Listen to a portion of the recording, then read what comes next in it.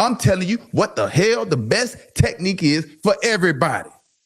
If you're not T-breaking, you're not getting to the ball faster than anybody else. That's T-breaking.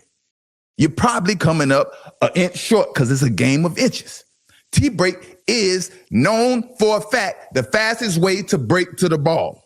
The biggest, make your foot the biggest part, to be able to have leverage and get into the ground. Asante Samuel speaking all facts.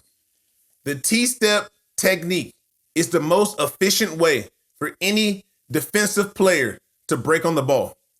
When you have an opportunity to make a play on the ball, that opportunity is measured in milliseconds, not seconds, not 1, 2, 3. I'm talking tenths of a second, hundredths of a second. You have to get there and make a play. If you're not using the proper technique when it's time, you're putting yourself in a position to be late. The windows close fast in football, especially in the NFL. You have to be at your best at all times. That's what Asante Samuel was saying. That's how this whole thing started. It all started over a technique. This conversation has spiraled into something bigger and bigger, and it's amazing that we're here right now. We got two legends debating in live time. Truly, Deion hasn't said much, but Asante Samuel has said a lot. He's been consistent, and he has not been wrong. Actually, there's proof of Deion doing the same things he's talking against. But Primetime is a special guy. There's never been a light too bright or a mic too loud. He wants to speak when the camera's on him. He's going to go out there and put on a performance, either on the field or off the field. You have to understand this, and you also got to understand this man is the Michael Jordan of defensive backs. He's not on the same level as everyone else, and he will not be treated like everyone else, and that's okay. That's cool. Deion is at the top for a reason. He's earned that. He has showcased that he is the man throughout the years. He's done that since the time he's ever touched the ball. He is truly blessed in that manner. He has no problem telling you so. And there's nothing wrong with that. But when we got people coming out and talking like Shannon Sharpe and speaking negatively about Asante Samuel, we got other people coming out and want to put him in another category. We have to stop that because he shined throughout his career. And we got to remember how this all started. It all started right here from a tweet like this. Let me teach you real quick, please, how stupid the T-step is. I'm going to teach you real quick. Now, Bucky, you're going to help me. Okay. We're going to walk backwards, then we're going to walk forward. Let's walk backwards. Okay, we're walking backwards. Now let's stop and walk forward. Why didn't you T-step? Why didn't you T-step? Okay, let me show you how stupid that is. Look, I'm going to walk backwards. Yep. Then I'm going to walk forward. Whoa. Who does that? What fool does that? What idiot does that? Hey, if I was that's what I miss about the combine. I would do it like the best. That's right. Do it like the best does it. If one of my players do that, I'm ripping his face mask off. And the rest of the game without a face mask. Like I said, man, Deion's never seen a camera he ain't like. He's a showman. He's a playmaker. There's a reason he's regarded as highly as he is, and he will forever be cemented as the number one corner, the number one defensive back in the history of football. I don't see anyone taking the throne from him. He has done things that are supernatural on the football field. But in that same sense, in that same breath, we have to understand that everyone can't do those things. And that is what Asante was saying. He was saying the best technique to get there the fastest, to be the most efficient, is to T-step, break on the ball, go and make a play. That is how it's done. You can't just go out there and pat your feet and go. You're running in place. How could Deion do this? Deion is not normal. You cannot hold him to the same standard as the average DB. The technique is the technique. That's the beautiful thing about techniques. When they're performed correctly, you see results. Man, listen to Shannon Sharpe. But number 2-1 is at the front of the line. Yeah. He talking like he in that group. Look, we go into a room in the Hall of Fame. Okay, we go into a room. We all into a room. But there are certain guys at certain tables. We in the room, but we not at that table. He not even in the room. He on the outside. Hey, y'all know I played, right? Yeah, but this for big dog. Hey, man, look. That's crazy to say.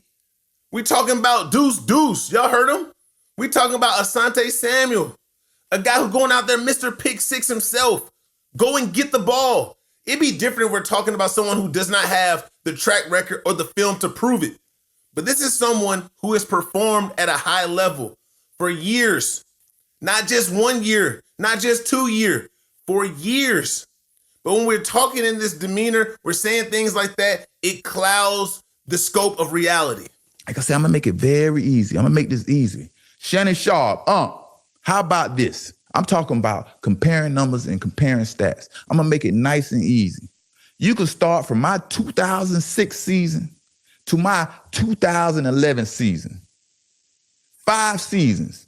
I'm gonna put up 5 seasons. You do your research on my 5 seasons, and you can pick any season you prefer from Coach Prime Deion Sanders. His whole career, you can pick many seasons you want against my 5 seasons and do your homework. My 5 seasons against his whole career playing cornerback. Yeah, big talk. This big deuce here. Yeah, don't come here talking about how good somebody was without showing the numbers and the facts, because I could show you that. Let's see what you get. My 5 seasons against his whole career. That's player shit right there. You feel me? That's player shit. 5 seasons against a nigga whole career? Can't nobody talk that shit like me, boy. You crazy, boy. Stop being brainwashed. You are brainwashed. A lot of folks are. And I'm just here to defend myself because I know I was like that. I was like that. I ended games. I changed the momentum of games from the beginning to the end. You feel me? Oh, yeah. And Shannon Sharpe, let's make sure we add the playoffs in this too, because I noticed he didn't have no playoff touchdowns, and I got 4 of them. I got the record. That means a lot. In big games and taking your team to the Super Bowl, I'm picking the ball off and taking it back to the highs. You hear me? I'm picking it back and taking it to the highs. Like I said, man, highly confident, highly competitive. To be a corner at a high level, you got to have all these traits.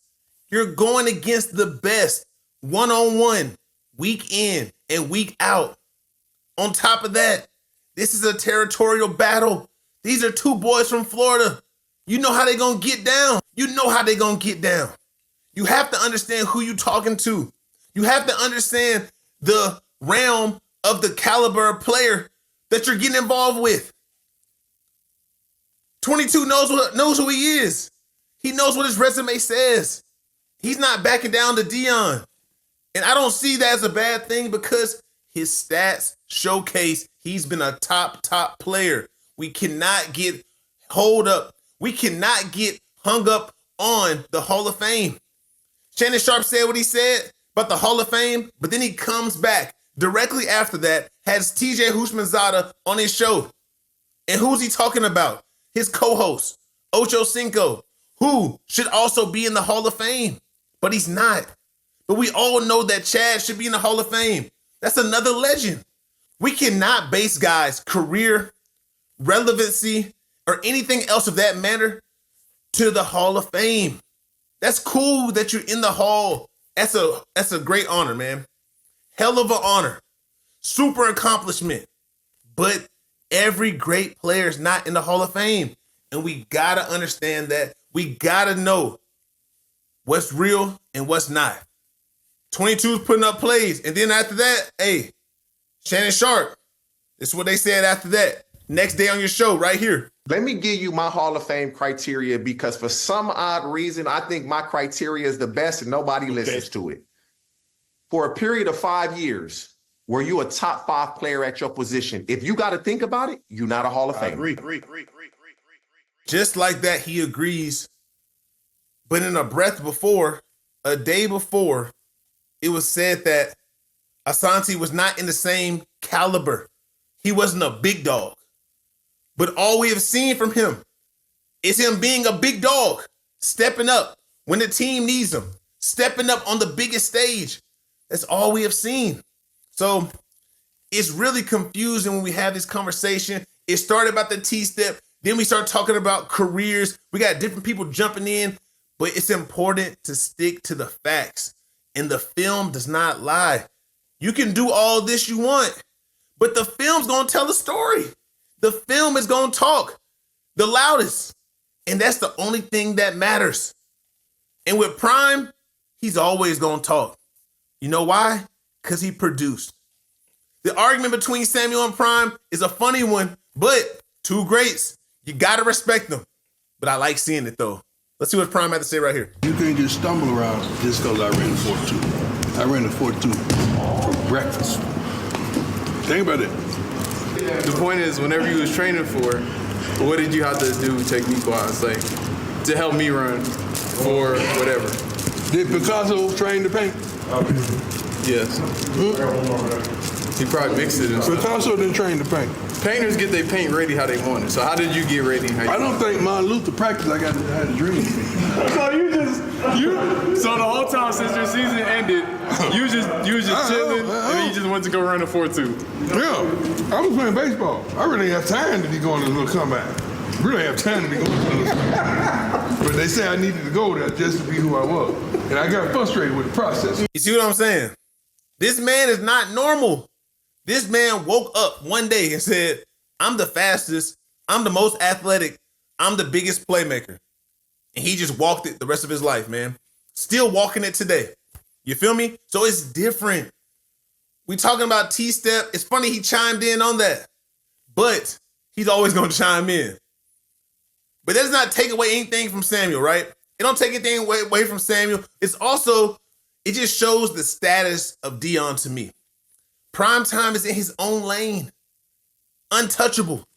Like I said before, he's the Michael Jordan of the position. When you see him do things like this, right here, he gets stunned. It's weird to see him get put in a situation like this, knocked out. Bow. He's getting hit like that, and you're like, dang. I don't remember Primetime getting hit like that. That's how majestic his career was. That's how crazy it is. You don't ever think about him getting beat, but he's human. And that's all Asante was saying. He's human, right? He's human. I can perform, he can perform, but I understand the level he's placed on because he's earned it.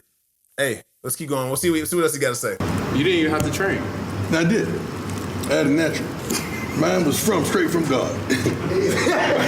I give from straight from God. All right, so do you think back then, all right, because you know how they had the lasers and they have the hand timers now, but they had the 1980 hand timers back then. It's probably really inaccurate. My speed wasn't based on the hand timer and the laser. My speed was based on NN. What does that mean? The next. I was one step faster than the next. You're just full of riddles today. For real, though, he's step for step with whoever he needs to run with. Do y'all think that's normal? Do y'all think he trained for that? He ain't trained for that. He showed up and just said, pew, I'm out. I'm balling. That's cool. But this started with the T-step. Look right here. He's hitting the T-step in a game, picking it off, going 6. Right here, he is T-stepping. But the thing about Deion, he's not thinking about any of this. He's just going out there and performing. So you telling him T-step, he think I'm just out here just running. I woke up like this. I just ball. But as you can see right here, prime example, PS2, Pat Surtain II, training with Oliver Davis, right? One of the best DB coaches out there. I watch this guy right here. I love his technique. I love his attention to detail, right? I'm talking about OD. I love the way that he teaches the guys, he gets them ready. Why do you think the highest paid corner in the league is T-stepping? Why do you think he's working on his footwork like this? Because it's the most efficient method to go and make a play. It's not just him out here. We got other guys from around the league showcasing what they're doing every single week. And they're putting on display the best techniques to be successful. This is the highest paid corner in NFL history. Look how he's working. Look at his footwork. We got Cooper DeJean coming up. Also in this tape. He's putting in work with them. They know what they're doing. They're out here showcasing what needs to be done to be the best. No matter the technique, just get the job done. That's what kind of confused me about all this. It started with the T-step. It got pushed to a whole nother lane. Let's not get cloudy, y'all. Let's keep our eyes on the prize. T-step is the best technique. Prime's on the level. Asante Samuel's on the level. If they're not neck and neck, Asante Samuel is in the class, though. With the gold jacket or not, he's in the class. You got to respect greatness. The film tells us what we need to see. But hey, all I can do is just show you what's happened. You can debate it all you want. Let me know how you feel in the comments. But hey, we got to keep going. We got more plays to talk about. Let's go.